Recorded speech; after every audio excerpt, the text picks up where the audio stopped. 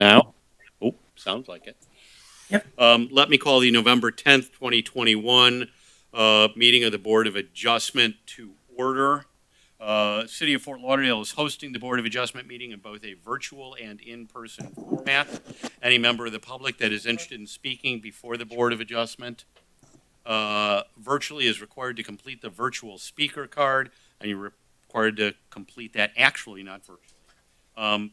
Any member of the public that is interested in speaking before the Board of Adjustment in person may sign up to speak at the meeting or by using the speaker card. The public will be able to listen and view the Board of Adjustment meetings at www.fortlauderdale.gov/FLTV, www.youtube.com/City of Fort Lauderdale, as well as Comcast Channel 78 and AT&T Universe Channel 99. To speak on an agenda item, please visit fortlauderdale.gov departments, and you'll be directed to get to the speaker sign-up location. To participate in the meeting virtually, registration is required. Now, I'm reading this, so I'm assuming that you're attending the meeting virtually, so you've probably all already done this. To register in advance, click the Register Now button and complete the Zoom webinar registration form on the city's website located on the Board of Adjustment page. Individuals who wish to speak will be heard prior to the close of public comment. If you have trouble signing in, send an email to boardofadjustment@fortlauderdale.gov. Any caller that is unidentified will not be provided with access to the meeting. So please provide your name and address. Note, if you would like to share a document, please upload the document when registering a request to speak.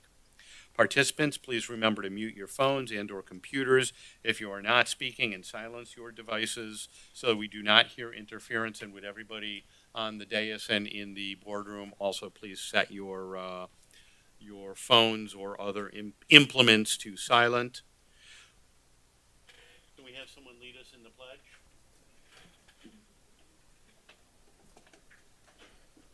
I pledge allegiance to the flag of the United States of America, to the republic for which it stands, one nation, under God, indivisible, with liberty and justice for all. Very good. And do we have a remote clerk? Who do we have? Jamie?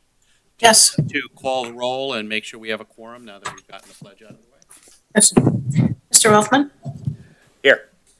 Ms. Ellis? Here. Mr. Maxey? Here. Mr. McGinley? Here. Mr. McTeague? Here. Mr. Reynolds? Here. Mr. Lambrex? Here. And Chair Nelson? Here. Do we have a quorum? Have a quorum. Yes. Very good. In each of your board packets, you should have received a copy of last month's meeting. Do I hear a motion to approve the minutes? So moved. Second. A motion and a second. Second. By our vice chair. All in favor? Aye. Aye. Opposed? Please show adoption and approval of the minutes.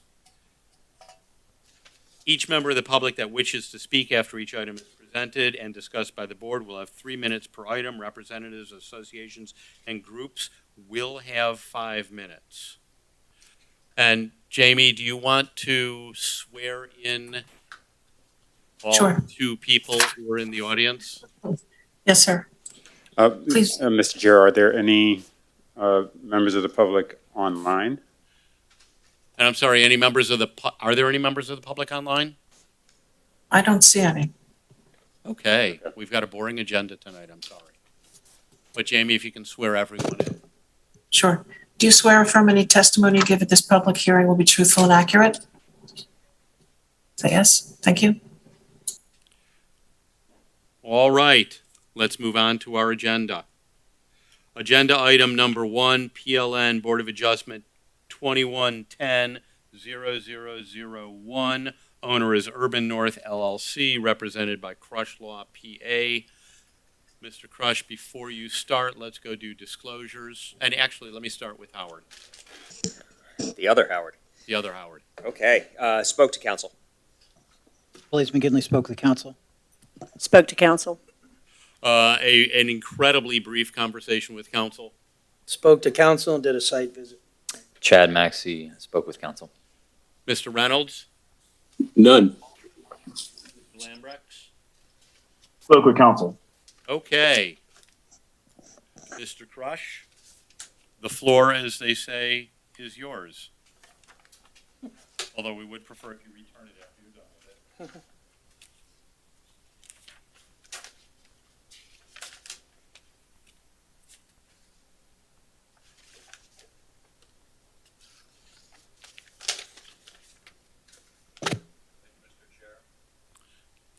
No, Mike. There we go. How about now? Thank you, Mr. Chair, board members. Jason Crush with Crush Law on behalf of the applicant. We're here tonight for a special exception request for the sidewalk bottle shop located at 901 Progresso Drive.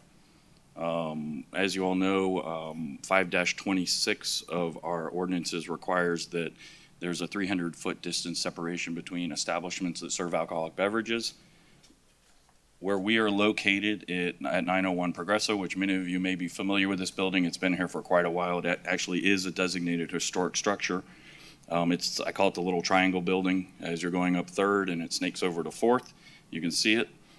And actually, this is not a current picture, but if you look closely, you can see the Chair's high school car parked to the right in front of the building, and where the sidewalk bottle shop is located today is right there at that door. It is just under 500 My square feet. father-in-law actually had an office in this building in the 60s. Really? Yeah, because this building was built in 26. So it's been around for a while. A lot of you may be familiar, on the very left-hand side here is Laser Wolf, which is a craft beer type establishment. Now, what the sidewalk bottle shop is exclusively a wine store. They do new, young, fresh wines from different countries and different states, catering to not the traditional classic wines. You all know I'm a whiskey drinker, so I'm just quoting what they told me about their wines. But maybe you all know. They have a situation now where they have a package license, so they can sell the wine. Under that package license, they can give samples, but they cannot sell those samples. They've run into, I guess it's a problem of success, is they have individuals saying, well, can't I just buy a glass and drink it here? Hence, we need a consumption on premises license. That's why we're here tonight, because we do fail the liquor distance measurement to the American Icon Brewery, which has a quota license, and 27 Bar, which also has a quota license. This property is actually situated in the perfect storm of failing to both of those. We were 275 feet away from one and 276 feet away from the other, as is almost every other establishment in the Triangle building will fail as well. As you all know, the standards for a special exception that we request is that it's not contrary to the public interest and that it's not incompatible with adjoining properties or the surrounding neighborhood. We don't think that a small wine shop is contrary to the public interest. And to give you an example of the surrounding neighborhood, which I've come before you with some other places in this area, this is that kind of Progresso warehouse district that for years everyone has wanted to turn into more of a destination entertainment type spot. 27 Bar did come in several years ago. American Icon Brewery came in. Their Wine Watch, as you all know, used to be in this building and then moved over into their own establishment to the west. There is a new bar that's in the works coming on the old car lot just to the south of where Wine Watch is, which was kind of a container inside outside. They haven't started site planning yet. We'll probably be back for that one because it'll fail in probably 6 months or so. Laser Wolf has been there for quite a while. They're kind of the seminal spot in this area, and we're finally getting people to start come there and make it a destination spot. Right directly next to Sidewalk Bottle Shop, under construction now, is a pizza shop with a patio bar. And actually, the property was just granted a certificate of appropriateness by the Historic Preservation Board last week to install a outside gazebo patio bar in the courtyard that is in the crux of the L there. So that basically people can come if they want beer, they want wine, they want whiskey, they want pizza. They can eat and dine and hang out in this kind of entertainment type building. We believe that approval of the special exception is warranted. It meets the criteria as discussed before. This warehouse area has been in transformation and will be. It is not a special entertainment district, so every new place that comes will have to seek a special exception. Like I said, the pizza place, I'll probably be back in January with that one. And we believe that there's a need in the community for this type of wine store. They do not compete with Wine Watch because they don't sell the same type of wines. They don't sell to the same type of customers. They're a much younger crowd.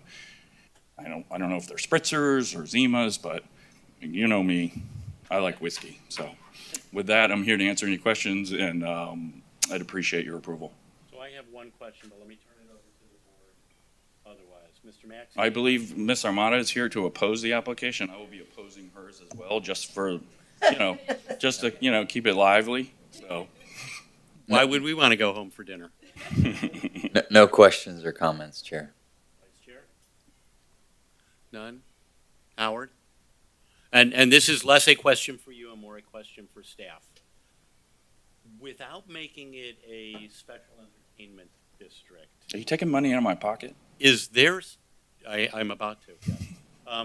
Is there some way to kind of do an area-wide special exception? No. Oh, he hates this. No, there's not. I agree. Jimmy had wrong.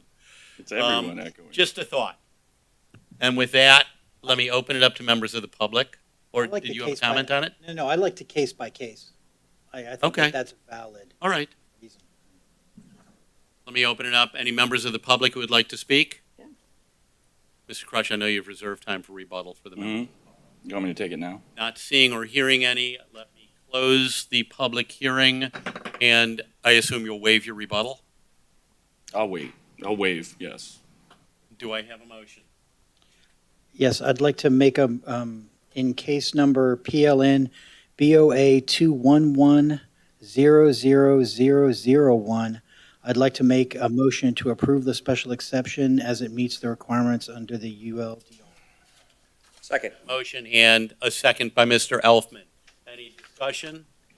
If not, Jamie, can you do a roll call vote, please? Yes. Mr. Elfman? Yes. Ms. Ellis? Yes. Mr. Maxey? Yes. Mr. McGinley? Yes. Mr. McTeague? Yes. Mr. Reynolds? Yes. And Chair Nelson? Yes. Passed unanimously. Thank you, everyone. Very good. Let me call our second and final case of the evening, which is PLN Board of Adjustment 21100002, Oliver K. Investments LLC, represented by Christy Armada from Olive Judd, PA. And let me start with disclosures if I can first. Mr. Elfman, None. None. Site visit. site visit? Site visit, brief conversation with council. None. None. Mr. Reynolds? None. Mr. Lambrook? None. Okay. Ms. Armada? Thank you. And if you could just introduce yourself for the record. Thank you. Thank you. Wait, I missed it. Yeah, thanks. Good evening. I'm Christy Armada from Olive Judd and Associates on behalf of Oliver K. Investments. I am here on behalf of. Nope, the Okay. floor is yours. Thank you. I am here on behalf of Oliver K. Investments seeking relief from ULDR Section 4739. It's a setback requirement requiring a 7.5-foot side yard. Oliver K. Investments purchased this property about a year and a half ago, specifically June 2020. The house was originally built in 1957 with a carport that was built 2 feet from the southern property line. This is the oldest area on the screen right now, is the oldest aerial that I could find off of the Broward County Property Appraiser's website. It was taken in 1998. And if you compare this aerial to the most recent, you'll see that the footprint of the property has not been altered in any way. The home, again, was constructed under Broward County's, at the time, it was RS5, RC1 zoning designation before the Riverland Road area was annexed into the city of Fort Lauderdale. The carport was originally constructed 2 feet from the southern property line in compliance with those zoning designations and requirements. The city annexed the Riverland Road area in 2002. And this is the most recent aerial from 2021. And you'll see again that the house has not been altered or changed in any way. I went through the city's permits to see if I could find a permit where the garage, the carport was enclosed. And I couldn't find one in the city of Fort Lauderdale, which suggested to me that it happened before the annexation and that there must have been a permit when it happened because the Broward County's records show it as a garage and show a portion of it being under air. Here is the specific under air designation for a portion of the garage. And this is the oldest pictometer photo that I could find on the BCPA website, taken in 2007. And this photo shows that the garage was enclosed prior to 2007. Here is a picture of the property before my client purchased. And this is what they've done to the property. And I'm sorry, can you go back and sit on that prior picture? Perfect. Just sit it there for a few seconds.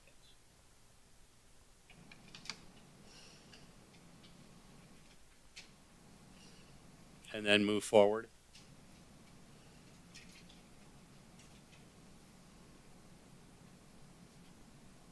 Thank you.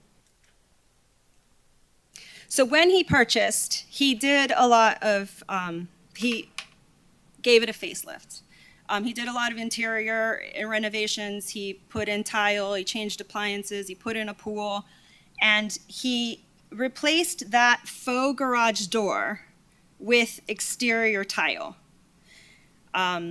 We are before you today seeking a variance from the setback requirement and or a variance from ULDR 47.3.2, which prohibits an alteration of a non-conforming structure, which increases the non-conformity. It's our position that the enclosed garage was a legal non-conforming structure. And when the interior was renovated into a living space, the position is that that increases the nonconformity. Thus, we're here before you seeking relief from either the setback or 47.3.2.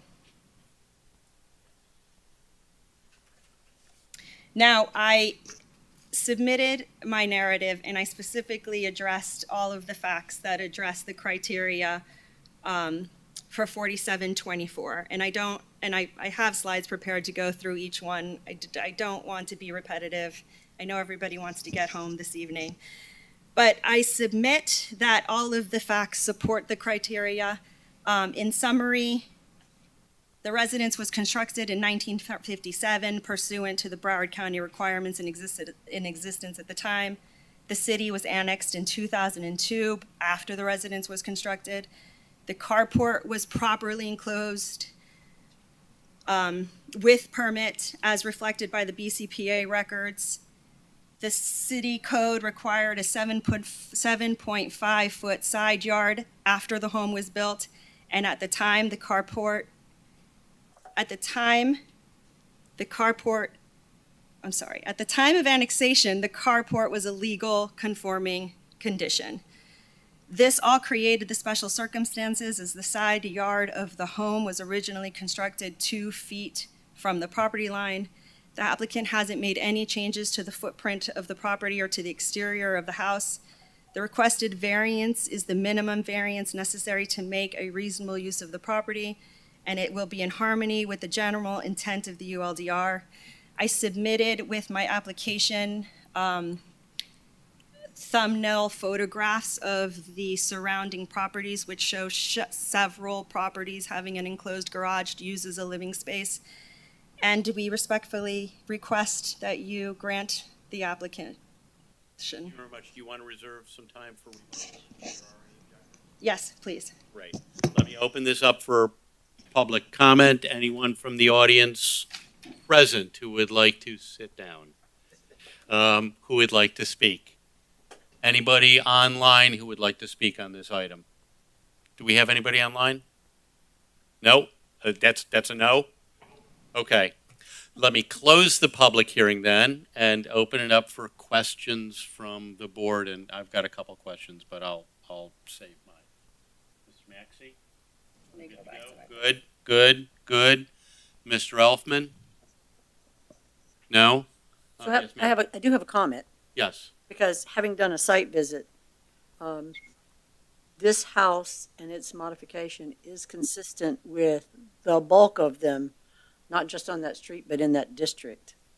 And most of that occurred. Entire Riverland Road Yes, and most of that, annexation area. You bet. yeah, and most of that occurred prior to annexation. I don't even know that I'd put most in there. Can't speak to all of them. Having defended some homeowners in there prior to serving on the board. Yep. Mr. Reynolds, any questions or comments? No, sir. Mr. Lambrix?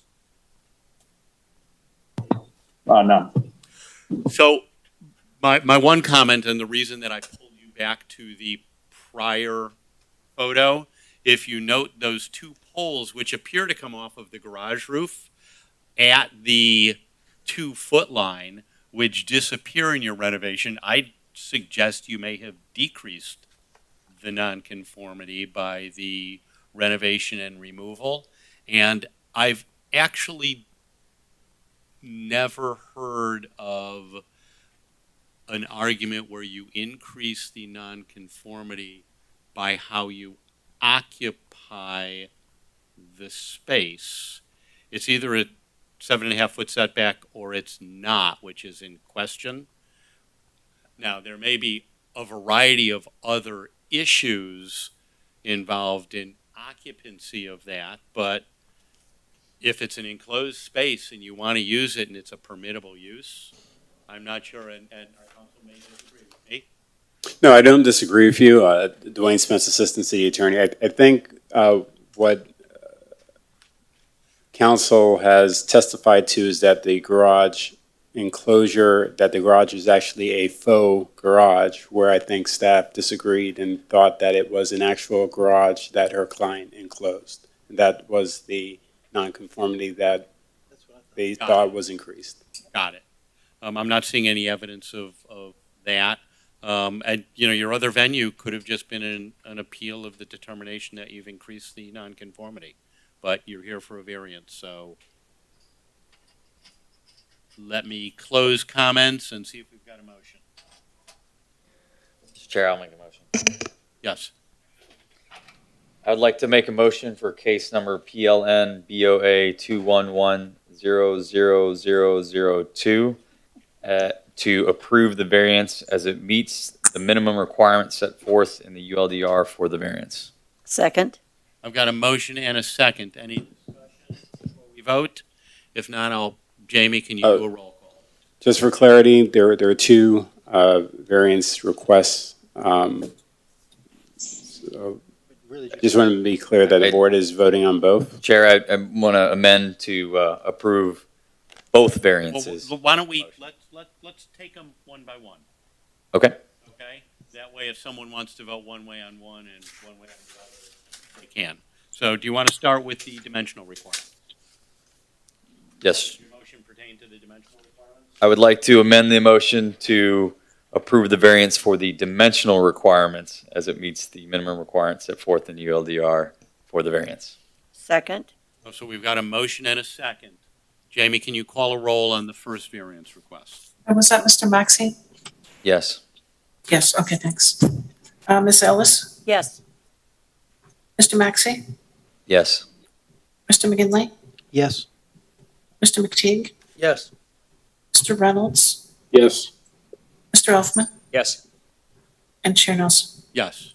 It's unanimous.